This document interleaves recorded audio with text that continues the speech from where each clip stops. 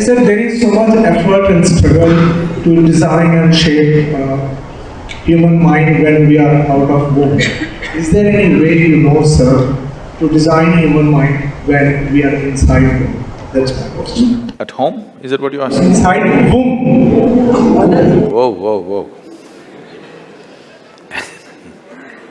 Who is pregnant?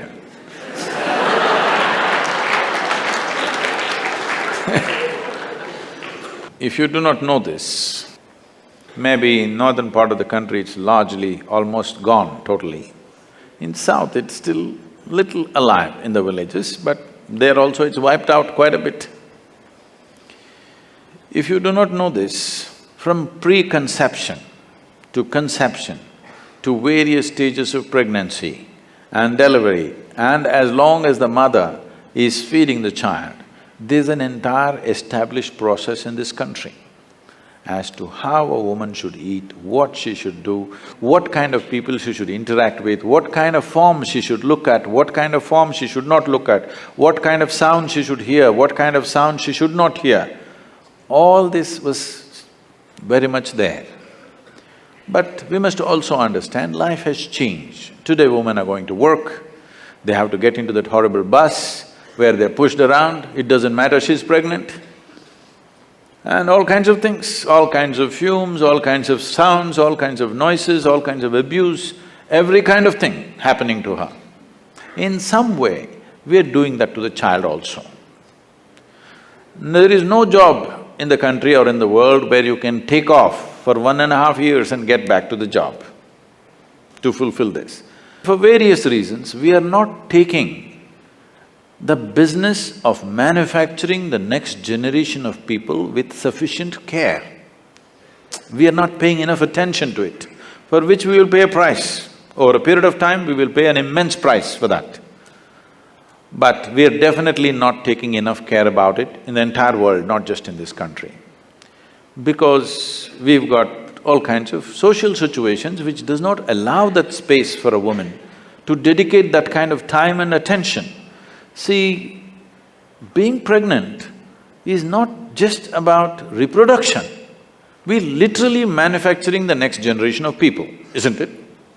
Is it not important, of all the products that you produce on this planet, is it not most important that we produce wonderful human beings for the future generation? Is it not the most important thing? But we have created a social situation and an economic situation where there is no such possibility to take care of these things. To whatever extent individual women or individual families can take care of it, they can take care of it, but for the larger society it's out of question because things have changed, you can't turn it back just like that. The intelligence of the body is such, if you already do not know this, if a woman delivers a male child, the quality of the milk that she produces is in a certain way. If she delivers a female child, the quality of the milk is totally different. If she delivers twins, one male and one female, one breast will ooze certain type of milk, another breast will ooze another kind of milk. This is the level of intelligence invested in this body. We have to treat it with that much care. This is not some crude machinery. This is the finest piece of technology on the planet, isn't it? Yes or no? This is the finest thing. In the entire evolutionary scale, these millions of years of work that nature did to produce this, but in our desperation for economic well-being, I think we are not paying the kind of attention that this needs, the kind of care that this needs so that this can function at the highest level and can also produce human beings for the future who are of a certain kind. So how to develop the brain when they're in the womb? It's very important that the atmosphere in which the child is growing up is kept in a certain way, at least amount of disturbance, with right kind of reverberations, right kind of sounds, right kind of food, everything. Today, they're barely nourished, the pregnant woman in most part of the country, they're barely nourished. Where is the question of right kind of vibrations, right kind of atmospheres? One thing we can do for this is, every home if possible, every working place, we can have a consecrated space.